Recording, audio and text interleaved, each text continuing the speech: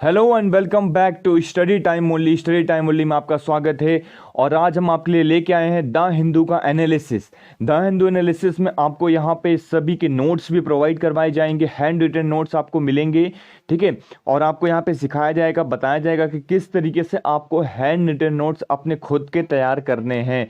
तो सबसे इंपॉर्टेंट बात ये आपको हो जाती है। तो सबसे पहले हम नज़र मान लेते हैं, जो हमारा पहला आर्टिकल यहाँ पे देख लेते हैं कि जो एक स्टेट स्पेसिफिक इस तरीके से न्यूज जो आती है उसको आप एक बार देख लीजिए, ठीक है। यहाँ पे क्या बताया गया, state with high swine flu rate record most covid cases.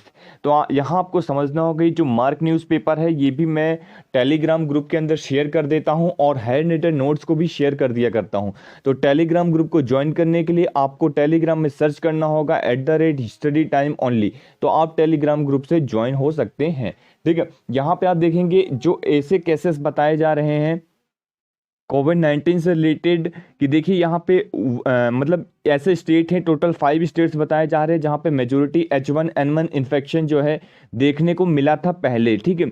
तो यहाँ पे आप ये देख सकते हैं कुछ स्टेट है जैसे महाराष्ट्र हो गया, गुजरात हो गया, दिल्ली हो गया, ठीक है। और तो ये इस राजस्थान वगैरह हो गया। तो यहाँ पे आप देख सकते हैं कुछ ऐसे स्टेट है जहाँ पे जो ये डिसीजेज है काफ़ी तेज़ी से फैली थी पहले भी, और कोविड-19 की डिसीज भी यहाँ पे फैल रही है। तो क्या रीज़न है, यहाँ पे छोटे छोटे रीजंस दिए गए हैं कि हो सकता है कि बहुत ज़्यादा पॉपुलेशन की वजह से या कुछ इस तरीके से स्पाइक्स वगैरह लार्जर, ये सारी चीज़ें इसके अंदर डिस्कस की गई। तो छोटा सा आर्टिकल है, एक बार आप नज़र ज़रूर मार लीजिएगा। इंपॉर्टेंस में ये हो जाता है कि H1N1 जो वायरस है इसके बारे में आपको याद रखना है, इन्फेक्शन, ठीक है। तो ये आप याद रखिएगा, ठीक है। इसके निकल के आए थे कितने कैसे इन्फ्लुएंजा जो वायरस होता है इसका हम लोगों ने देखा, ठीक है। चलिए आगे चलते हैं, हम नेक्स्ट आर्टिकल की ओर मूव करते हैं। जो हमारा नेक्स्ट आर्टिकल है वो एडिटोरियल्स उठाएंगे, और इस बार जो है एडिटोरियल के अंदर काफ़ी इंपॉर्टेंट न्यूज़ आई हैं। देखिए पेज नंबर 6 में जब भी आप मूव करेंगे तो यहाँ पे देखिए मैं किस तरीके से मार्क कर देता हूँ कि अगर आपको न्यूज़पेपर रीड करना है, ठीक है। सपोज कोई जैसा आप मेरा ये लेक्चर देखते हैं तो वैसे भी मैं इसके अंदर सारी चीज़ों को डिस्कस कर लेता हूँ, एक भी पॉइंट को नहीं छोड़ता हूँ। फिर भी अगर आपको रीड करना है तो इसलिए मैं ये प्रोवाइड करवा देता हूँ टेलीग्राम ग्रुप के अंदर। तो वहाँ से आप देखिए हाईलाइट्स कर देता हूँ, बहुत ज़्यादा इंपॉर्टेंट जो पॉइंट्स होते हैं कि उनको आप जाके एक बार रीड कर लीजिए, जिससे आपका टाइम भी यहाँ पे बच जाए। क्योंकि काफ़ी लोग बोलते हैं कि द हिंदू को पढ़ने में बहुत ज़्यादा टाइम लगता है, इसलिए ये चीज़ें मैं करता हूँ। तो देख चलिए मैं पहला आर्टिकल हमारे ये शुरू करेंगे, MPLADS it's suspension and why it must go. तो MPLADS जो स्कीम है ये, इसके बारे में हम डिटेल में डिस्कस करेंगे, फिर हम आर्टिकल्स में आएंगे और फिर आर्टिकल्स के कुछ पॉइंट्स यहाँ पे देखेंगे, ठीक है। तो चलिए स्टार्ट करते हैं। तो आपको याद रखना होगा MPLADS जो स्कीम है यहाँ पे, इसका फुल फॉर्म आपको याद रख लीजिए, member of parliament local area development scheme. सबसे पहले इस स्कीम को डिस्कस करने से पहले मैं आपको इसका फुल बैकग्राउंड समझा देता हूँ, जिससे आपको कोई भी पॉइंट यहाँ पे ना छूटे, सारे पॉइंट क्रिस्टल क्लियर हो जाए, ठीक है। तो ये स्कीम कब लेके आई गई थी, MPLADS स्कीम 1993 के अंदर, ठीक है। कब आई थी, 1993 के अंदर। तो ये पॉइंट्स आपको याद रखना है, ठीक है। अब किस मिनिस्ट्री के द्वारा इसको इंप्लीमेंट किया जा रहा है, तो ठीक है, MOSPI याद रखना है, क्या है, Ministry of Statistics and Programme Implementation, ठीक है। तो ये आपको यहाँ पे मिनिस्ट्री याद रखना है। मिनिस्ट्री काफ़ी ज़्यादा पूछी जाती है, किस ईयर में रिलीज की गई थी ये पूछा जाता है। तो दोनों पॉइंट्स क्लियर हो गए। अब देखिए न्यूज़ में क्यों है, न्यूज़ में इसलिए है क्योंकि ये 2 साल के लिए जो है इसे सस्पेंड कर दिया गया, मतलब रोक दिया गया है, ठीक है। किसकी वजह से, कोरोना वायरस की वजह से इस स्कीम को रोक दिया गया है। अब इस स्कीम के अंदर क्या चीज़ें होती थी, क्या क्या पॉइंट्स होते थे, वो हम फुल डिटेल में डिस्कस करने वाले हैं। बिल्कुल आपको लास्ट तक इस लेक्चर को देखना है, सारे पॉइंट क्लियर हो जाएंगे। आपको ऐसा लगेगा कि हाँ आपने खुद से नोट्स बना लिए हैं, सारे पॉइंट आपके क्लियर हो गए हैं, ठीक है। तो यहाँ पे ये चीज़ कर दी गई है सरकार के द्वारा, ठीक है, गवर्नमेंट के द्वारा 2 साल के लिए जो इस स्कीम को सस्पेंड कर दिया गया है, ठीक है। क्योंकि इस स्कीम के तहत जो है 5 करोड़ रुपीस जो है प्रोवाइड किए जाते थे एमपीज को, ठीक है। एमपीज आपको पता है क्या होते हैं, मेंबर ऑफ पार्लियामेंट, ठीक है। तो जो भी मेंबर ऑफ पार्लियामेंट होता था तो 5 करोड़ रुपीस ईयरली जो है प्रोवाइड करवाते थे एमपीज को, ठीक है। दैट इज मतलब 5 साल के अंदर कितना होता था, 25 करोड़ रुपए डेवलपमेंट वगैरह के लिए पर्टिकुलर हर एमपी को दिए जाते थे, ठीक है। तो ये आपको यहाँ पे याद रखना है, ठीक है। और यहाँ पे क्या चीज़ किया गया है, अगर मैं बात करता हूँ तो 1 साल तक के लिए जो पेमेंट जो वगैरह जो दी जाती है, पेमेंट जो सैलरीज हो गई, ठीक है, अलाउंस हो गए, पेंशन हो गया, ठीक है, तो ये एमपी एक्ट 1954 के तहत जो ये सारी चीज़ें दी जाती थी, इन सभी चीज़ों में 30% तक कटौती हुई है। तो पहली बार देखने को मिला है इस तरीके से कि किसी मतलब तरीके से नेता की पेंशन वगैरह और ये सारी चीज़ें कम हो रही हैं, ठीक है। तो एमपीज़ की ये 30% तक इसको कम कर दिया गया है। अमेंडमेंट के जरिए कोऑर्डिनेंस लेके आए हैं और इसको किया है, ठीक है। अब देखिए आपको याद रखना है कि जो पैसा आएगा, ठीक है, जो इससे पैसा बचेगा, ठीक है, इस स्कीम के द्वारा जो सस्पेंड हुआ है 2 साल तक के लिए, तो इनसे जो पैसा बचेगा और इससे जो पैसा बचेगा वो कहाँ पे जाएगा, कंसोलिडेटेड फंड ऑफ इंडिया में, ठीक है, CFI में जाएगा। और जिससे हम जानते हैं कि हमारा बजट वगैरह सब इससे निकलता है, ठीक है। तो ये आपको याद रखना है, ठीक है। एमपी लेड स्कीम को हम डिटेल में अब डिस्कस करते हैं, बैकग्राउंड इसका देखते हैं। तो सबसे इंपॉर्टेंट इसमें हो जाता है कि इसके अंदर 5 करोड़ रुपए प्रोवाइड किए जाते हैं, ठीक है, जो कि नॉन लैप्सेबल होते हैं, ठीक है। नॉन लैप्सेबल का मतलब ये होता है कि हर साल जो है हर एमपी को, जैसे कि सेंटर में जो पार्लियामेंट के अंदर एमपी होते हैं, आपको पता होगा, ठीक है, आपको कंफ्यूज नहीं होना, ठीक है। और लेजिस्लेटिव असेंबली जो हमारे स्टेट के अंदर होते हैं उसे हम क्या बोलते हैं, MLA बोलते हैं, ठीक है। तो ये आपको याद रखना होगा, ठीक है। नेक्स्ट आगे हम चलते हैं। यहाँ पे 5 करोड़ रुपए जो है नॉन लैप्सेबल है, मतलब एक तरीके से अगर उन्होंने 1 साल तक इसका यूज नहीं किया तो ऐसा नहीं होगा कि वो 5 करोड़ रुपए लैप्स हो जाएगा, नहीं, ठीक है। 2 साल यूज नहीं किया तो भी लैप्स नहीं होगा, 3 साल यूज नहीं किया तो भी लैप्स नहीं होगा। तो उन्होंने 5 साल तक अगर लास्ट तक यूज नहीं किया, उन्होंने सपोज 5 में से 1 करोड़ यूज किया है और 4 करोड़ नहीं यूज किया, तो वो उनके जो है बचते जाएंगे हर लास्ट साल तक, ठीक है। तो ये थोड़ा सा इसके अंदर एक ये कहा जाता है नेगेटिव पॉइंट इसका कि यार ये लोग यूज नहीं कर पा रहे हैं, जिससे लॉन्ग टर्म के लिए यूज करें, इसलिए यहाँ पे नॉन लैप्सेबल है। एक ये पॉइंट आपको यहाँ पे याद रखना है, ठीक है। इसके अंदर आपको एक चीज और याद रखनी है, क्या है वो, ये है कि जो इसके मेंबर्स होते हैं, फिर वो चाहे राज्यसभा के मेंबर्स हो या लोकसभा के मेंबर हो, इलेक्टेड मेंबर हो या नॉमिनेटेड मेंबर हो, किसी भी टाइप्स के मेंबर को, सबको यहाँ पे 5 करोड़ रुपये ईयरली बेसिस पे दिया जाता है, ठीक है। जो इलेक्टेड मेंबर होते हैं वो अपनी कॉन्स्टिट्यूंसी के अंदर, अपने डिस्ट्रिक्ट के अंदर उसको किसी डेवलपमेंट के काम में लगा सकते हैं, ठीक है। जो नॉमिनेटेड मेंबर होते हैं वो इंडिया के किसी भी डिस्ट्रिक्ट में एक तरीके से चुन के वहां पे डेवलपमेंट कामों के लिए कर सकते हैं, ठीक है।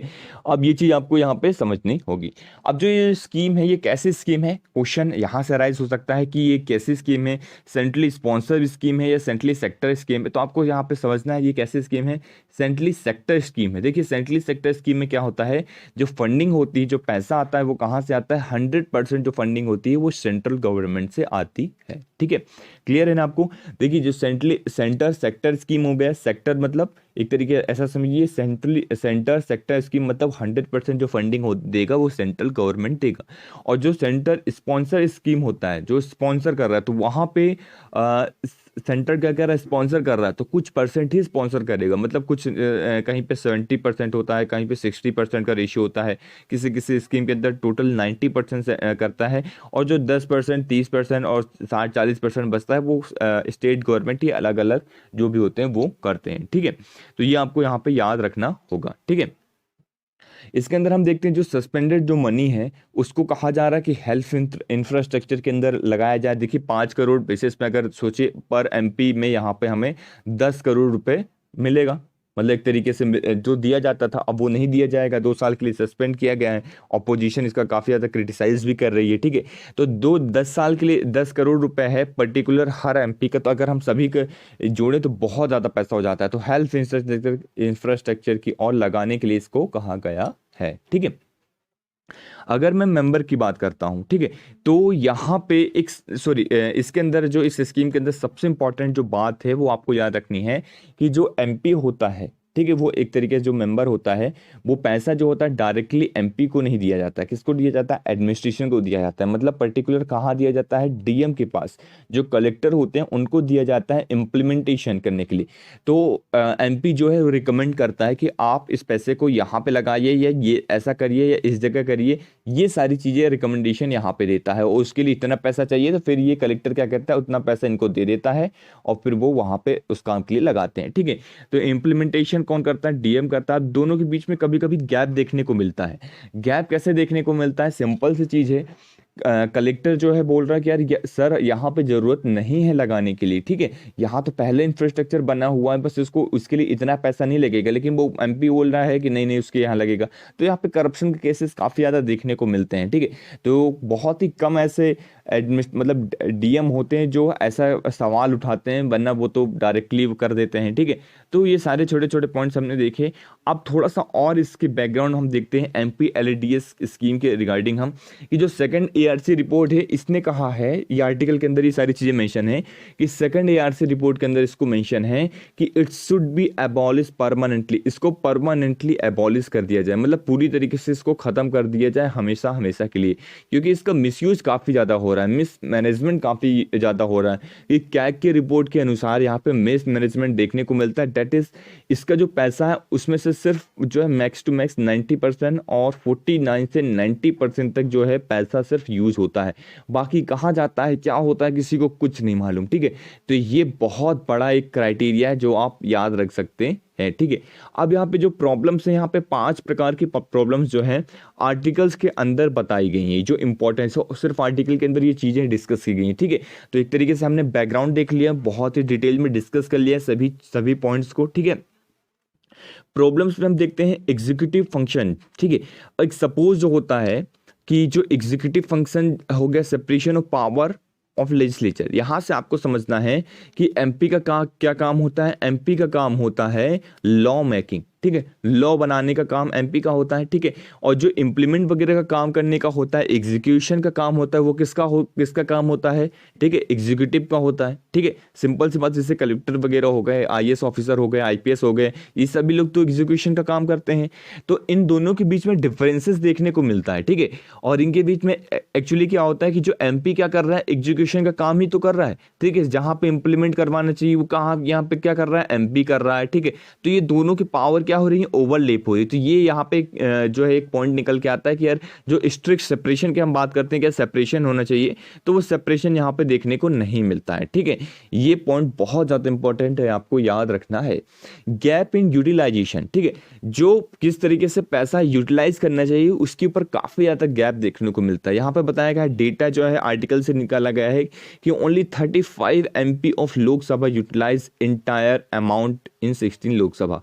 जो 16 लोकसभा हमारी बनी थी उसके अंदर सिर्फ 35 MP ने, सिर्फ 35 MPs ने क्या किया है, पूरा का पूरा पैसा जो है यूटिलाइज किया है। बाकी पैसा कहाँ गया, कैसे यूटिलाइज हुआ, किसी को कुछ नहीं मालूम, ठीक है। तो ये पॉइंट्स भी आपको यहाँ पे याद रखने हैं, ठीक है। ये देखिए क्या रिपोर्ट तो हमने देख ली, मिस मैनेजमेंट होता है 49 जो % है, और 49 to 90% जो है सिर्फ यूज होता है। तो ये तो हमने देख ही लिया है, ठीक है। यहाँ पे एक चीज बताई गई है, 2 सेट्स ऑफ पीपल। देखिए जो पैसा यूज होता है वो 2 तरीके से होता है। जो फेवरेट कॉन्ट्रैक्टर्स हैं, ठीक है, एमपी क्या करता है, अपने जो फेवरेट कॉन्ट्रैक्टर्स हैं, ठीक है, ये सपोज एक एग्जांपल कि उन्हीं के कोई रिश्तेदार हैं या दोस्त हैं, उन्हें कॉन्ट्रैक्ट दे देता है, ठीक है, उन्हें अलाउ कर देता है, ये सारी चीज़ें कर देता है। और इसके दबाव में कौन जो है मतलब तरीके से कलेक्टर भी वहाँ पे साइन कर देते हैं, ठीक है। बहुत सारे कम ऐसे देखने को मिलता है कलेक्टर, ऐसे डीएम होते हैं जो अपोज करते हैं, ठीक है, तो कि यार सर यहाँ पे गलत पैसा लगा रहे हैं, यहाँ पे नहीं करना चाहिए, यहाँ पे इस तरीके से करना चाहिए। तो बहुत सारे कम ऐसे लोग होते हैं जो इस तरीके से करते हैं, ठीक है। ओपिनियन मेकर जो होते हैं वो बहुत ज़्यादा इसको इन्फ्लुएंस करवाते हैं जी, ठीक है। जो सपोज MLA के साथ या सॉरी MP के साथ जो है रहते हैं, वो उनको इन्फ्लुएंस करते हैं, सर आप यहाँ पैसा लगाइए, इस तरीके से करिए। तो ये सारे जो पॉइंट्स हैं ये होता है, ठीक है। तो एक तरीके से हमें एक सेट ऑफ क्राइटेरिया लेके आना चाहिए कि कहाँ पे पैसा लगना चाहिए, कहाँ पे क्या होना चाहिए, तो इसकी बहुत ज़्यादा ज़रूरत है, ठीक है। 5th पॉइंट हम देखते हैं जो कि बहुत ज़्यादा इंपॉर्टेंट, लीगलिटी कॉन्स्टिट्यूशनलिटी। यहाँ पे बताया गया है कि किस तरीके से एक बार क्या हुआ था 1999 के अंदर सुप्रीम कोर्ट के अंदर ये चैलेंज हुआ था, ठीक है, कि इसकी लीगलिटी को, लेकिन सुप्रीम कोर्ट ने क्या कर दिया था, इसे कॉन्स्टिट्यूशनल दरार दे दिया गया कि हाँ ये मतलब एक तरीके से लीगल है, ठीक है। तो इसे अनकॉन्स्टिट्यूशनल नहीं किया था सुप्रीम कोर्ट ने। तो ये पॉइंट्स आपको याद रखना है, ठीक है। चलिए अब हम आर्टिकल की ओर मूव करते हैं। तो आप देख पा रहे होंगे कि किस तरीके से यहाँ पे आर्टिकल दिया गया है, और 5 रीजन जो बताए गए हैं वो हमने पांचों के पांचों रीजन जो है लोकल एरिया डेवलपमेंट स्कीम का, member of parliament local area development scheme का डिस्कस कर लिया है, ठीक है। अब देखिए बहुत ज़्यादा इंपॉर्टेंट हो जाता है यहाँ पे आपको समझना है कि मैं छोटी सी स्टोरी यहाँ पे आपको समझाता हूँ, इस जो कि इस आर्टिकल के अंदर ही यहाँ पे दी गई है, ठीक है। सारे पॉइंट्स को हमने यहाँ पे कवर कर लिया गया है। तो लेकिन इसके अंदर देखिए एक पॉइंट दिया गया है कि किस तरीके से जो है एमपी जो है इस पैसे को यूज करते हैं। मतलब एक तो यूज नहीं होता है पहली बात तो, ठीक है, 49 to 90% यहाँ पे दिया गया है कि अमाउंट सिर्फ यूटिलाइज होता है फंड्स इसके अंदर का, लेकिन जो यूज होता है वो भी किस तरीके से यूज करते हैं वो यहाँ पे समझाया गया कि आपको ये चीज थोड़ा सा केस जो है यहाँ पे समझना है, ठीक है। मिस यूज किस तरीके से होती है यहाँ पे देखिए, केस ऑफ मिस यूज यहाँ पे बताया गया, ठीक है। रिपोर्ट के अंदर एक रिपोर्ट आई थी, तो इस रिपोर्ट्स को नाम भी आप याद रख सकते हैं, ठीक है। रिपोर्ट था यहाँ पे सीरियस जो अटेम्प्ट बताया गया था, there is innumerable instance of these funds, ठीक है। यहाँ पे याद रखना है आपको कि सपोज कोई रोड जो है पहले से इंफ्रास्ट्रक्चर बना हुआ है, ठीक है। अब देखिए पर्टिकुलर रोड बना हुआ है, यहाँ पे बीच में कहीं गड्ढे हो गए या थोड़ा सा ऐसा कुछ खराब हो गया है, या कोई सा हैंडपम्प है, ठीक है, जो गांव के अंदर ये डेवलपमेंट वगैरह हो रहा है, तो वो हैंडपम्प अच्छे से नहीं चल रहा है या थोड़ा सा उसमें कुछ प्रॉब्लम है, तो ये एमपी वगैरह क्या करते हैं, उस हैंडपम्प को सुधरवा देंगे, ठीक है, उसको सही करवा देंगे, ठीक है, और बोल देंगे देखिए हमने यहाँ पे इतना ज़्यादा पैसा यहाँ पे लगाया, जबकि उसमें उतना पैसा नहीं लगता है, ठीक है। ये सपोज ये रोड जो बन रही, थोड़े थोड़े गड्ढे हैं या ईंटें लगी हुई हैं, ठीक है, तो ये क्या करवाते हैं कि उनको ईंटों को निकलवाते हैं, और वो किससे निकलवाते हैं, वो जो गाँव वाले होते हैं, ठीक है ना, आपस में जो जिनके घर के सामने से रोड गई है, तो उन्हीं से वो चीज़ काम करवा लेते हैं। कभी कभी देखने को मिलता है, ये काफ़ी ऐसे केसेस निकल के आए हैं, ठीक है। तो वो सभी लोग मिट्टी निकाल देते हैं और उसके ऊपर वही जो ईंट है वो अच्छे से लगा देते हैं और अच्छे से रोड को बना देते हैं, ठीक है। जो कंकड़ पत्थर ईंट वगैरह है, ठीक है, उसको लगा देते हैं और थोड़ा बहुत बाहर से मटेरियल यूज कर लेते हैं, और उसी को एमपी बोल देते हैं कि देखिए हमने यहाँ पे रोड जो है फुली जो है न्यूली डेवलप करवाई, तो इसके अंदर हमें क्या है, काफ़ी ज़्यादा पैसा लगा है, ठीक है। तो इस तरीके से करप्शन के काफ़ी ज़्यादा मामले जो हैं यहाँ पे सामने आते हैं इस स्कीम के तहत, तो इसको इसीलिए परमानेंटली एबॉलिश करने की बात यहाँ पे की जा रही है। तो यहाँ पे एग्जांपल दिया गया है construction of fountain in the open space के अंदर, जहाँ पे बिल्कुल ओपन है किसी, ठीक है, झुग्गी झोपड़ी के पास जो है ये सारी चीज़ें करवाते हैं, ठीक है, ड्रिंकिंग वाटर। तो ये छोटी छोटी इन्फॉर्मेशन हमने डिटेल में डिस्कस करी, ठीक है। चलिए अब नेक्स्ट चलते हैं, जो डिस्कस करेंगे हैं वो है ऐप फॉर वन सीजन, ठीक है। वन सीजन मतलब आरोग्य सेतु ऐप के बारे में डिटेल में डिस्कस करेंगे। मैंने मेंशन कर दिया गया केएस पुट्टास्वामी केस वगैरह को भी, ठीक है, हमने डिस्कस किया इसके अंदर, तो उसको भी बहुत ज़्यादा इंपॉर्टेंट हो जाता है। देखिए प्रीवियसली भी हमने आरोग्य सेतु ऐप के बारे में डिस्कस किया हुआ है, तो यहाँ पे इस आर्टिकल के अंदर काफ़ी इंपॉर्टेंट बात निकल के आई है कि प्राइवेसी का इशू यहाँ पे निकाल रहे हैं, ठीक है। तो जैसे कि आरोग्य सेतु ऐप आपको पता होगा कॉन्टैक्ट ट्रैकिंग ऐप है एक तरीके से, ठीक है, कि और जो है ये सबसे इंपॉर्टेंट जो यहाँ पे पॉइंट्स नेगेटिव दिखा रहा है वो है कंपलसरी, ठीक है। यहाँ पे कंपलसरी कर दिया गया है किस किस के लिए, ये आपको याद रखना है, किसके लिए, डॉक्टर्स के लिए, ठीक है, एम्प्लॉयज़ के लिए, ठीक है। एम्प्लॉयज़ कैसे, गवर्नमेंट एम्प्लॉय या फिर प्राइवेट एम्प्लॉय, दोनों के लिए कर दिया गया है।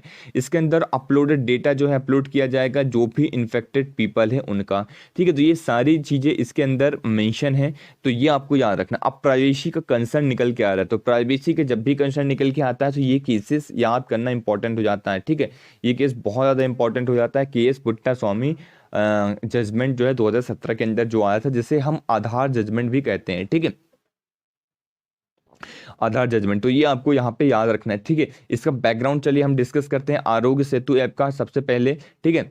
तो देखिए प्रीवियसली आर्टिकल्स भी हमने डिस्कस किया था यहाँ पे। तो जो आरोग्य सेतु ऐप है कब किसके द्वारा लॉन्च किया गया है, गवर्नमेंट ऑफ इंडिया के द्वारा लॉन्च किया गया है। एक तरीके से मोबाइल एप्लीकेशन है, किसके द्वारा बनाया गया है, डेवलप बाय पीपीबी मॉडल पे ये तैयार हुआ है, ठीक है। वर्क कैसा है इसका, टू ट्रैक द कोविड-19 इन्फेक्शन, जो भी कोविड-19 इन्फेक्शन है उसको ट्रैक करने के लिए बनाया गया है, ठीक है। टेक्नोलॉजी की अगर बात करें कौन कौन सी टेक्नोलॉजी इसके अंदर यूज होती है, तो ये आपको याद रखना, ब्लूटूथ टेक्नोलॉजी यूज होती है, आर्टिफिशियल इंटेलिजेंस का यूज होता है और एल्गोरिथम का यूज किया जाता है। ये तीनों टेक्नोलॉजी बहुत ज़्यादा इंपॉर्टेंट है, इसलिए आपको याद रखना मतलब याद रखना चाहिए आपको, ठीक है। इसके अंदर क्या किया जाएगा, इनेबल किया जाएगा पीपल को to assess themselves the risk to there catching of corona virus infection, जो भी कोरोना वायरस का इन्फेक्शन है उसको देखा जाएगा। और इसके अंदर क्या दिखाया जाएगा, जो पर्सनल जो डेटा है, ठीक है, और ये जो है कितनी लैंग्वेज में, टोटल 11 लैंग्वेजेस में अवेलेबल रहेगा, ठीक है। तो ये आप पॉइंट्स आपको यहाँ पे याद रखना है, ठीक है। अब देखिए प्राइवेसी का कंसर्न आया था, इसलिए हम थोड़ा सा प्राइवेसी के बारे में भी डिस्कस कर लेते हैं। कोविड-19 से रिलेटेड ये है, ठीक है।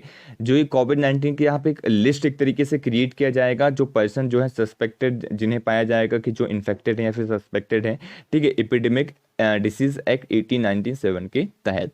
डिप्लॉइंग जियो फेंसिंग किया जाएगा क्वारंटीन पीपल को, और टेलीग्राफ एक्ट 1885 के तहत, ठीक है। अब देखिए जियो फेंसिंग क्या है, ये आपको समझना इंपॉर्टेंट हो जाता है। जियो फेंसिंग तरीके से पर्टिकुलर क्या जाएगा, आपको कहाँ आप जा रहे हैं, ठीक है, आप घर पे हैं, घर से बाहर जा रहे हैं तो आपकी फेंसिंग रहेगी। मतलब एक तरीके से जियो फेंसिंग किया जाएगा इंटरनेट के द्वारा। यहाँ पे आपको फेंसिंग, आपको एक बॉर्डर के अंदर रखा जाएगा कि आप कहीं जा रहे हैं, कि अगर आप घर से बाहर निकलते हैं तो तुरंत अलर्ट मैसेज चला जाएगा, उनको पता चल जाएगा, ठीक है। तो ये क्वारंटीन ऐप जो है यहाँ पे इस ऐप के द्वारा ये सारी चीज़ें होंगी। कॉन्टैक्ट ट्रेसिंग ऐप है आरोग्य सेतु, ये सारी चीज़ें हम जानते ही हैं, ठीक है। अब केस पुट्टा स्वामी केस थोड़ा सा इंपॉर्टेंट हो जाता है, इसलिए हम इस केस को देख लेते हैं। काफ़ी इंपॉर्टेंट हो जाता है, यूनियन ऑफ इंडिया 2017 का केस है ये, इसे हम आधार जजमेंट भी कहते हैं, ठीक है। ये प्राइवेसी कंसर्न के लिए आया था और यहाँ पे बताया गया था कि जो प्राइवेसी है ये हमारा फंडामेंटल राइट है under the article 21 of the constitution. तो कॉन्स्टिट्यूशन के आर्टिकल 21 के अंदर फंडामेंटल राइट के अंदर प्राइवेसी एक हमारा इंपॉर्टेंट हो जाता है, ठीक है। तो इसलिए इसको यहाँ पे मेंशन किया गया था और प्रीवियसली इसके ऊपर क्वेश्चन भी आया था प्रीलिम्स के अंदर, तो ये आपको याद रखना है, ठीक है। अब आधार जो कार्ड है इसको देखिए, यहाँ पे इस केस के अंदर बताया गया है कि दो बेसिस में यहाँ पे बताया गया था आधार कार्ड को यूज कर सकते हैं, ठीक है। इसको आप देख लीजिए, एक है वॉलंटरी बेसिस पे और एक है मैंडेटरी बेसिस में। कहाँ कहाँ पे मैंडेटरी होगा, IT रिटर्न्स अगर आप कर रहे हैं, ठीक है, सब्सिडीज के अंदर कर रहे हैं, ठीक है, सब्सिडीज वगैरह अगर आपको मिल रही है, पैन कार्ड को, ठीक है, और यहाँ पे गवर्नमेंट वेलफेयर स्कीम्स के अंदर, ठीक है, तो यहाँ पे मैंडेटरी होगा जिससे आपको सर्विसेज अच्छे से अलॉट की जाए, ठीक है। यहाँ पे देखिए, यहाँ पे सर्विसेज चीजें हैं। सेकंड, वॉलेंट्री कहाँ पे, अगर आप चाहें तो दे सकते हैं, कहाँ पे, बैंक अकाउंट के अंदर, ठीक है। अगर आपको बैंक अकाउंट खुलवाना है तो आपके पास वॉलेंट्री है, अगर आप चाहें तो दे सकते हैं, ना चाहें तो नहीं, ठीक है। प्राइवेट कंपनीज के अंदर कोई भी ऐसा नहीं है कि कंपलसरी आपसे प्राइवेट कंपनी जो है मांगे, ठीक है, स्कूल और कॉलेज के एडमिशन में, और मोबाइल नंबर, ठीक है। अगर आप मोबाइल नंबर ले रहे हैं या सिम कार्ड वगैरह ले रहे हैं तो वहाँ पर ये सारी चीज़ें वॉलेंट्री रहती है, ठीक है। अब हम केस स्टडी देखते हैं, ठीक है। केस स्टडी क्या है, ये बहुत ज़्यादा केस स्टडी इंपॉर्टेंट हो जाता है, इसलिए मैं आपको यहाँ पे बिल्कुल अच्छे से यहाँ पे समझाऊंगा, ठीक है। देखिए, इसके अंदर बताया गया है कि यहाँ पे प्राइवेसी का इशू निकल के आया है, क्योंकि क्या होता था कि वीरियस जो है, जिससे आधार भी आया था हमारे गुड फीड्स के लिए आया था, ठीक, हमारे भलाई के लिए आया था, लेकिन उसकी वजह से हमें बहुत ज़्यादा कंसर्न देखने को मिले थे। तो यहाँ पे केस स्टडी है, यहाँ पे एक एग्जाम्पल दिया गया है, यूरोपियन यूनियन का केस स्टडी बताया गया है, यहाँ पे इजराइल का बताया गया है, ठीक है, यहाँ पे ऑस्ट्रेलिया ट्रैकिंग ऐप का बताया गया है। तो यहाँ पे 3 बताए गए हैं, तीनों इंपॉर्टेंट है। आप आंसर राइटिंग में बहुत ज़्यादा इंपॉर्टेंस हो जाता है, इसको आप मेंशन कर सकते हैं, या आपसे प्रीलिम्स में डायरेक्टली इसके ऊपर क्वेश्चन जो है अराइज हो सकता है, ठीक है। इसको बताया गया use app as a voluntary, ठीक है। यूरोपियन यूनियन में बताया गया है कि इस ऐप को यूज वॉलेंट्री बेसिस में ऐप को यूज करिए आप, जो वहाँ का ऐप है, ठीक है।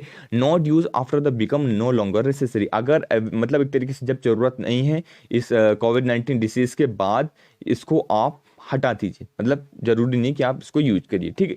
ये इंपॉर्टेंट बात बताई गई है, ठीक है। इजराइल के अंदर क्या चीजें रखी गई, इजराइल का जो सुप्रीम कोर्ट है उसने स्ट्रक डाउन कर दिया गया है, जो इमरजेंसी पावर दी गई थी कंट्रीज के इंटेलिजेंस को, वो वहाँ पे स्ट्रक डाउन कर दी गई है, हटा दी गई है, ठीक है। जहाँ पे वो लोग क्या करते थे, वहाँ पे उनके इंटेलिजेंस जो ट्रैक करते थे कोविड-19 के डिसीजेस के जो भी पर्सन है उनको जो है ट्रैक करते थे, ठीक है। तो यहाँ पे बताया गया कि आप विदाउट इनेबलिंग लेजिस्लेचर, बिना लॉ बनाए इसको आप नहीं करवा सकते, ठीक है। ऐसा नहीं कि आपको मना कर रहे हैं कि आप मत करिए, ठीक है, ट्रैक मत करिए, पर उसका एक प्रॉपर लॉ बनाइए, ठीक है, जो कि हमारे इंडिया को भी जरूरत है, ठीक है। किसी मतलब एक तरीके से अमेंडमेंट के थ्रू वो लॉ बना सकते हैं, या कोई पर्टिकुलर कोई एक तरीके से ऑर्डिनेंस इशू करवा दे, प्रेसिडेंट जैसे ऑर्डिनेंस इशू करते हैं, तो ऑर्डिनेंस इशू एक लॉ बना दे, फिर कोई प्रॉब्लम नहीं होगी, ठीक है। एक स्मूथली वे में वो कर सकते हैं, ठीक है। ऑस्ट्रेलिया ट्रैकिंग ऐप के हम देखें, जहाँ पे उनका जो ट्रैकिंग ऐप है, वहाँ पे क्या किया जा रहा है, गवर्नमेंट ने रिलीज किया है प्राइवेसी इंपैक्ट असेसमेंट, तो ये काफी इंपॉर्टेंट हो जाता है, ठीक है। तो तीनों हमने डिटेल में देखा, यूरोपियन यूनियन, इजराइल का सुप्रीम कोर्ट का इसने कहा क्या क्या किया था, ऑस्ट्रेलिया का देखा, तो ये सारी चीजें हम यहाँ पे देख लिए, ठीक है। So now we are going to discuss the next article, and our next article is a green stockist with a role still relevant. अब देखिए, यहाँ पे फाइनेंस कॉर्पोरेशन ऑफ इंडिया की बात की जा रही है, एफसीआई की यहाँ पे बात की जा रही है, किस तरीके से एफसीआई का रोल क्या है यहाँ पे वो बताया जा रहा है। एफसीआई क्या क्या यहाँ पे इंपॉर्टेंट रोल प्ले करता है, पीडीएस सिस्टम उसका क्या है, ठीक है, क्या उसके अंदर प्रॉब्लम्स निकल के आ रही हैं, वो सारी चीज़ें डिस्कस की जा रही हैं, ठीक है। यहाँ पे मैंने मेंशन कर दिया गया है, जैसे यहाँ पे फर्स्ट पॉइंट क्या दिया गया है, सेकंड पॉइंट क्या है यहाँ पे, ठीक है, और यहाँ पे क्या इस तरीके से एफएफआईओ क्या है, ठीक है, और ये सारी चीज़ें हम यहाँ पे डिस्कस करेंगे। एनआरएलएम क्या है, नेशनल रूरल लाइवलीहुड मिशन, ठीक है। तो इसके पहले हम अपने नोट्स पे चलते हैं, वहां पे देख लेते हैं क्या इंपॉर्टेंट पॉइंट्स है। ठीक है, देखिए एफसीआई का रूल यहाँ पे देखिए बताया जा रहा है किस तरीके से कि पीडीएस सिस्टम के अंदर प्रधानमंत्री गरीब कल्याण योजना के अंदर जो सेकंड वर्जन कोविड-19 में यहाँ पे रिलीज किया गया है, जब कोविड-19 जो डिसीज हमारी स्प्रेड हो रही है, तो उसके तहत प्रधानमंत्री गरीब कल्याण योजना जो है इसको किया गया। तो ये इंपॉर्टेंट हो जाता है, इसको आपको याद रखना है। ठीक है, अब देखिए पहली बार कब किया गया था, पहली बार जब डिमोनेटाइजेशन हुआ था उस टाइम पे इसको किया गया था। ठीक है, तो और फिर नाफेड के द्वारा यहाँ पे कुछ चीज़ें लेके आई गई, ये इंपॉर्टेंट हो जाती है। इसके प्रॉब्लम्स हम देख सकते हैं, जैसे कि पुअर स्टोरेज, मतलब रखने की जो आप जो ग्रेन्स वगैरह मोटे मोटे जो ग्रेन्स रखते हैं उसकी जो स्टोरेज है बहुत ही ज़्यादा पुअर है। ठीक है, करप्शन बहुत ज़्यादा देखने को मिलता है इसके अंदर। ठीक है, मॉडर्न जो फैसिलिटीज़ है पुअर स्टोरेज सिस्टम के अंदर वो बिल्कुल भी नहीं है मॉडर्न स्टोरेज फैसिलिटी। ठीक है, पहले जैसे ये जहाँ पे चूहे आके खा रहे हैं, कुतर रहे हैं, बर्बाद कर रहे हैं अनाज को, दाने को, तो ये सारी चीज़ें आज भी देखी जाती हैं। ठीक है, फूड कॉर्पोरेशन ऑफ इंडिया की अगर हम मैं बात करता हूँ कि एक मैनेजिंग प्रोक्यूरमेंट है, यहाँ पे मैनेज करता है, स्टॉक वगैरह यहाँ पे रखता है, ग्रेन्स वगैरह का। ठीक है, यहाँ पे गेन लिखा हुआ है, ग्रेन्स आ जाएगा। ठीक है, ये स्पेलिंग थोड़ी सी मिस्टेक है। ठीक है, तो आप इसको सुधार लीजिएगा। ठीक है, ग्रेन है ये। ठीक है, ठीक है, सपोर्ट यहाँ पे बताया जा रहा है कि पीडीएस सिस्टम के द्वारा यहाँ पे सपोर्ट किस तरीके से, crisis in the starvation, hunger, जब भी भुखमरी हो जाती है कि इस तरीके से जो डिसीजेस आ गई, ठीक है, एपिडेमिक डिसीज वगैरह हो गए, उस टाइम पे इसका बहुत बड़ा रोल प्ले होता है। ठीक है, अब देखिए फूड कॉर्पोरेशन ऑफ इंडिया की अगर मैं थोड़ा सा और बात करता हूँ, जैसे क्या करता है, ऑक्शन करता है। ठीक है, ई ऑक्शन करता है। ई ऑक्शन के तहत ये क्या करता है, ओपन मार्केट ऑपरेशन करता है, ओपन मार्केट सेल करता है। एक स्कीम है OMS स्कीम है। ठीक है, इस स्कीम के तौर पे क्या करता है, स्टेट गवर्नमेंट को और एनजीओ को वो करता है कि आप आइए, जो भी अच्छी हायर बिड लगाएगा पैसे की, वहां पे वो उसको हम जो भी हमारा बचा हुआ अनाज है उसको हम बेच देंगे। ठीक है, तो ये करता है, ये आपको याद रखना है। ठीक है, फिर यहाँ पे प्रॉब्लम्स क्या निकल के आ रही है, देखिए बेचता तो है, लेकिन जो बेचता है वो किस पे बेचता है, एमएसपी, नॉर्मल सी बात है, एमएसपी पे बेचेगा, मिनिमम सपोर्ट जो प्राइस है। ठीक है, अब एमएसपी पे बेचता है, उसके बाद क्या हो जाता है, उसको ट्रांसपोर्ट किया जाता है। अब मेनली जो ट्रांसपोर्ट है वो कहाँ पे डिपेंड है, रेल से डिपेंडेंट है। ठीक है, रेलवे से डिपेंडेंट है। जब भी ट्रांसपोर्ट रेलवे से डिपेंडेंट होता है तो क्या होता है, यहाँ पे कॉस्ट वगैरह चीज़ें बढ़ जाती है। नॉर्मली क्या होता है, जब कॉस्ट बढ़ जाता है और बहुत ज़्यादा जो नीचे तबके के लोग हैं, जो ऐसी जगह पे रहते हैं जहाँ पे रेल की सुविधा ऐसा नहीं कि डायरेक्टली पहुँच पा रहे हैं, तो उनके लिए थोड़ा सा मतलब पहुँच पाना दिक्कत के काम हो जाता है। ठीक है, वहाँ पे प्रॉब्लम राइज होता है। ठीक है, ये हर जगह ये नहीं पहुँच पा रहा है। ठीक है, तो इसलिए गवर्नमेंट क्या करती है, सब्सिडीज वगैरह ग्रीन में देती है, जिसकी वजह से फूड के प्राइसेस लो हो जाते हैं और फिर इनडायरेक्टली देखने को मिलता है फार्मर्स को लॉस। ठीक है, तो लॉस फार्मर्स को देखने को मिलता है। ठीक है, इसलिए एक शांता कुमार की रिपोर्ट आई थी 2015 के अंदर, यहाँ पे इनोवेटिव वे में यहाँ पे बताया गया था कि फूड का किस तरीके से मैनेजमेंट करना चाहिए। ठीक है, कोल्ड स्टोरेज बना के रखना चाहिए, जिससे लॉन्ग टर्म तक वो जो है फूड जो है एक तरीके से सर्वाइव कर सके। ठीक है, वेयर हाउसेस बनाने चाहिए, ऐसी जगह पे वेयर हाउसेस डिस्ट्रीब्यूट करना चाहिए। ऐसा नहीं कि सिर्फ आप महाराष्ट्र के अंदर बहुत अच्छे बना दीजिए, ठीक है, और गुजरात के अंदर बना दीजिए, पर्टिकुलर किसी अच्छे एरिया का, मतलब नीचे तबके के जहाँ लोग रहते हैं, गांव गराज है, विलेज सिस्टम है, वहां पे रखना चाहिए। ठीक है, इक्वली डिस्ट्रीब्यूट हो, तो ये इंपॉर्टेंट बात हो जाती है। ठीक है, इसको आपको याद रखना है। ठीक है, अब देखिए आर्टिकल के और हम मूव करते हैं। यहाँ पे आर्टिकल में बहुत अच्छे पॉइंट्स जो हैं यहाँ पे दिए गए हैं, आप इसको एक बार देख सकते हैं। ठीक है, जैसे कि आप चाहे तो रीड कर सकते हैं। प्रधानमंत्री गरीब कल्याण योजना के तहत इसमें कुछ पॉइंट्स दिए गए हैं। यहाँ पे बहुत अच्छा जो पॉइंट दिया गया है, मैं आपको बता दूँ कि यहाँ पे क्या किया जाए, फ्रीडम दिया जाए। यहाँ पे इंपॉर्टेंट हो जाता है पंचायत को कि वो किस तरीके से पीडीएस सिस्टम का यूटिलाइज कर सके। जो वल्नरेबल और मार्जिनलाइज सेक्शन के जो पीपल हैं, ठीक है, जो रहते हैं, पुअर पीपल है, जो अलग ऐसे एरिया में रहते हैं जहाँ पे फूड एक्चुअली में नहीं पहुंच पाता, जहां पे एक्चुअली उनको जरूरत होती है।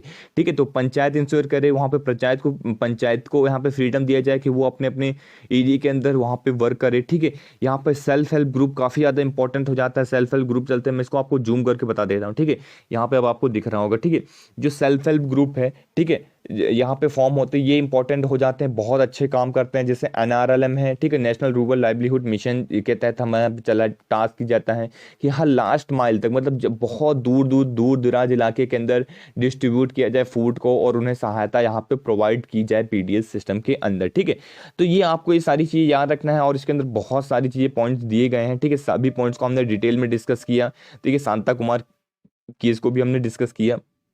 नेक्स्ट आर्टिकल को मूव करते हैं। देखिए ये यहाँ पे आर्टिकल निकल के आया, बहुत ज़्यादा इंपॉर्टेंट आर्टिकल है, फिजिकल स्टिमुलस।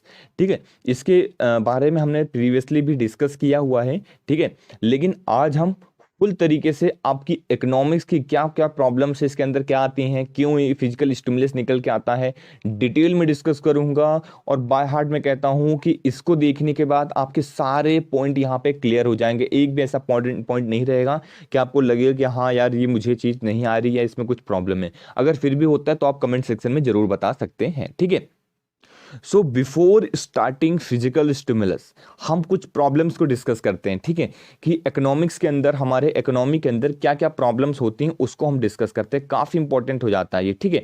पहला होता है स्लो डाउन। आपने काफ़ी सुना होगा, ठीक है, न्यूज़पेपर के अंदर इस तरीके से टर्म्स आते रहते हैं तो लोग कंफ्यूज हो जाते हैं, हाँ स्लो डाउन तो हो रही है लेकिन क्या हो रहा है, स्लो डाउन का मतलब क्या है, ठीक है। एग्जैक्ट जो मतलब होता है वो नहीं पता चल पाता, इसलिए मैं यहाँ पे कॉन्सेप्ट पे ऊपर ज़्यादा फोकस करता हूँ कि आपके जो कॉन्सेप्ट हैं वो भी क्लियर होते जाएं, ठीक है। ऐसा नहीं कि सिर्फ हमको न्यूज़पेपर उठा के पढ़ लेना है, ठीक है। आपको हॉलिस्टिक वे में उसको अप्रोच को समझने की, यार एक्चुअल में वो पूछना क्या चाहता है, बताना क्या चाहता है, ठीक है।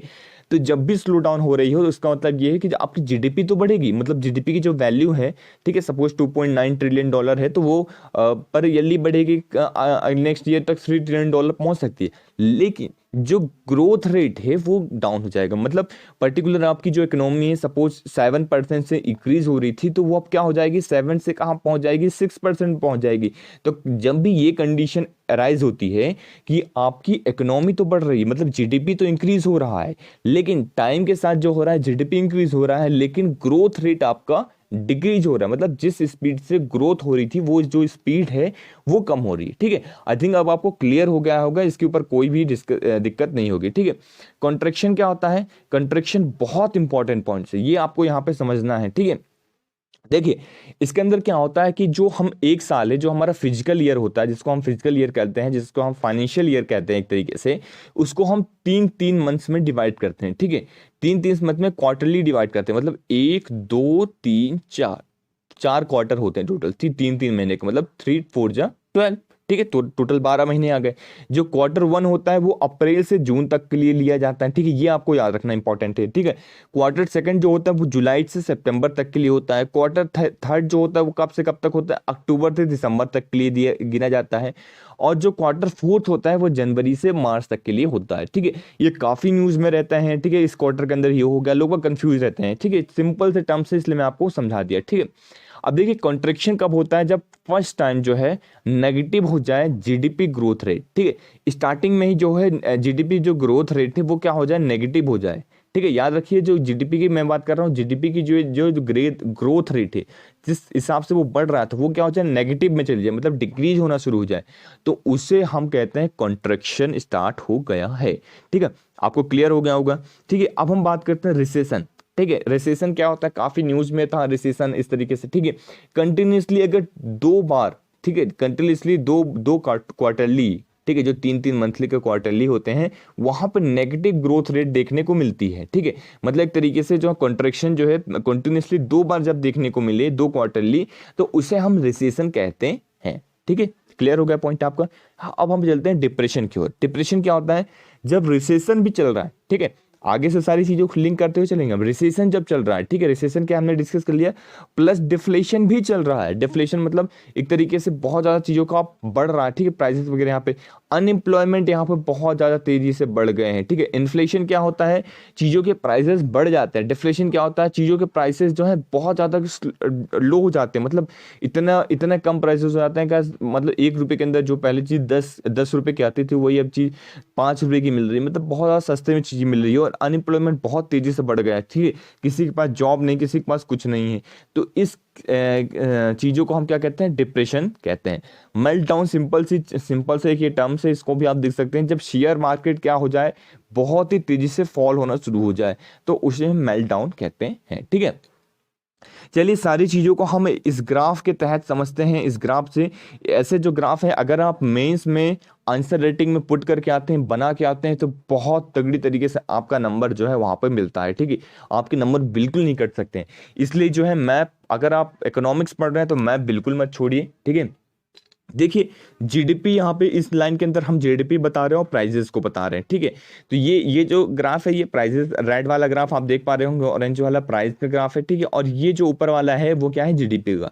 देखिए यहाँ पे जो जीडीपी ग्रोथ है, यहाँ पे तक तो बढ़ा, बहुत ही तेजी से बढ़ रहा है, लेकिन यहाँ पे ग्रोथ तो हो रहा है, आपको समझना है ध्यान से।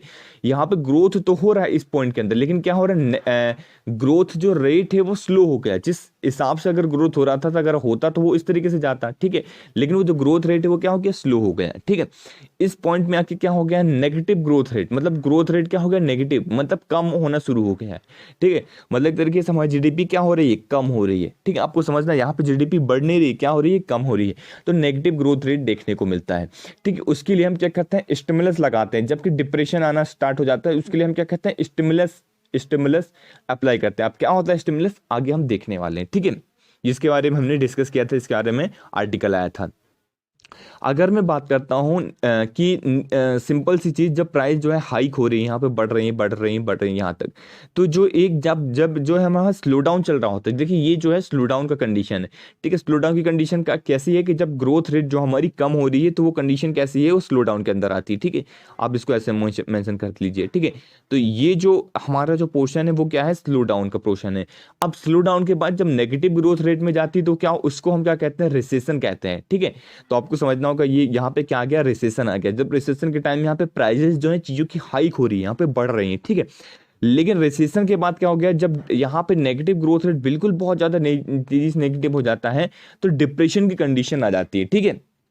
वहां पे क्या होता है, जीडीपी तो आपका नीचे जाता है, प्राइजेस भी नीचे जाते हैं, सारी चीजें, अनएम्प्लॉयमेंट वगैरह सब कुछ घटने लग जाता है, ठीक है। बहुत ज्यादा, मतलब सॉरी, अनएम्प्लॉयमेंट तो बढ़ने लग जाता है, और प्राइजेस वगैरह सब घटने लग जाते हैं। तो ये आई थिंक आपको समझ में आ गया होगा। अब हम चलते हैं स्टिमुलस की ओर, ठीक है। अब जो कि फिजिकल स्टिमुलस होता है, इसको हम एक तरीके से क्या कहते हैं, गवर्नमेंट जो है दो तरीके से डील करती है, ठीक है। जब भी रिसेशन हो, स्लो डाउन हो, या एक तरीके से ये सारी चीजें हो, तो वहां पे हम ये देखते हैं, ठीक है। अब जो गवर्नमेंट करती है यहाँ पे मॉनेटरी पॉलिसी और फिजिकल पॉलिसी के थ्रू, ठीक है। अब मॉनेटरी पॉलिसी के थ्रू क्या कहती है, आरबीआई जैसे बैंक, आरबीआई बैंक जैसे वगैरह हो गए, वो इंटरेस्ट रेट को कम कर देती है, रेपो रेट वगैरह को कम कर देती है, ठीक है। और लिक्विडिटी बढ़ जाती है, जैसे गवर्नमेंट सिक्योरिटी वगैरह ये सब खरीद लेती है, ठीक है। तो ये सारी चीजें कर लेती है, ठीक है। तो इसके वजह से क्या होता है, यहाँ पे हमारा मार्केट के अंदर लिक्विडिटी बढ़ जाता है, पैसा ज्यादा आ जाता है, ठीक है। तो पैसा जब ज्यादा आ जाएगा, तो हम क्या करेंगे, इन्वेस्ट करेंगे। नॉर्मल सी बात है, जब हम इन्वेस्ट करेंगे तो क्या होगा, ग्रोथ हमारी बढ़ेगी, इकोनॉमिक जो है आगे बढ़ेगी, हमारा जो जीडीपी नीचे जा रहा था, स्लो डाउन हो रहा था, जो ग्रोथ रेट नीचे जा रही थी, वो सारी चीजें इंक्रीज होंगी, ठीक है। तो उस कंडीशन से हम क्या होंगे, ओवरकम हो पाएंगे, ठीक है। ये कंडीशन क्या है, स्टिमुलस है, ठीक है।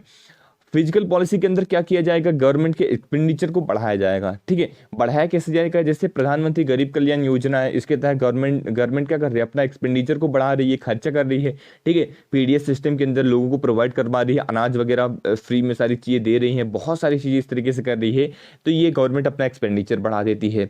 जो टैक्सेस होते हैं, उन टैक्सेस में कमी कर देते हैं, मतलब टैक्सेस के अंदर कट कर देते हैं, टैक्सेस वगैरह, सब्सिडीज वगैरह यहाँ पे बढ़ा दी जाती है। तो जब भी इस तरीके से चीज़ें कर दी जाए, तो आपको यहाँ पे समझना है, ठीक है, कि वो क्या हो रही है, फिजिकल स्टिमुलस। फिजिकल स्टिमुलस का सिंपल सा मतलब है, क्या मतलब है कि हम क्या कर रहे हैं, टैक्सेस में कमी करवा रहे हैं, लिक्विडिटी इंक्रीज कर रहे हैं, पैसे ज्यादा, मतलब लोगों के हाथ पे ज्यादा पैसा रहे, जिससे क्या हो, इन्वेस्टमेंट बढ़े। इन्वेस्टमेंट बढ़ेगी तो ग्रोथ रेट ऑब्वियस सी बात है बढ़ेगी, ठीक है। तो ये चीज हमने देखी यहाँ पे। तो हमने यहाँ पे डिटेल में डिस्कस किया हमारे द हिंदू के न्यूज़पेपर के एनालिसिस को, ठीक है। सभी आर्टिकल्स को डिटेल में डिस्कस किया। तो कैसा रहा लेक्चर, आपको कमेंट सेक्शन के अंदर बताना है। अगर आपको कोई भी कंफ्यूजन है, कोई भी डाउट है, तो आप कमेंट सेक्शन के अंदर बता सकते हैं, ठीक है। पीडीएफ और पीपीटी प्राप्त करने के लिए, द हिंदू का मार्क न्यूज़पेपर प्राप्त करने के लिए आपको हमारा टेलीग्राम ग्रुप ज्वाइन करना होगा। उसकी लिंक जो है मैं नीचे दे दिया करता हूँ, या फिर आप टेलीग्राम में जाके स्टडी टाइम ओनली सर्च कर सकते हैं, ठीक है। So thank you very much for the discussion. Lecture को शेयर करते रहिए, पढ़ते रहिए, और बस फैला दीजिए हर एक जगह, अपने सोशल मीडिया, हर एक जगह आपको बस इसको फैलाना है, ठीक है। So thank you very much for the discussion.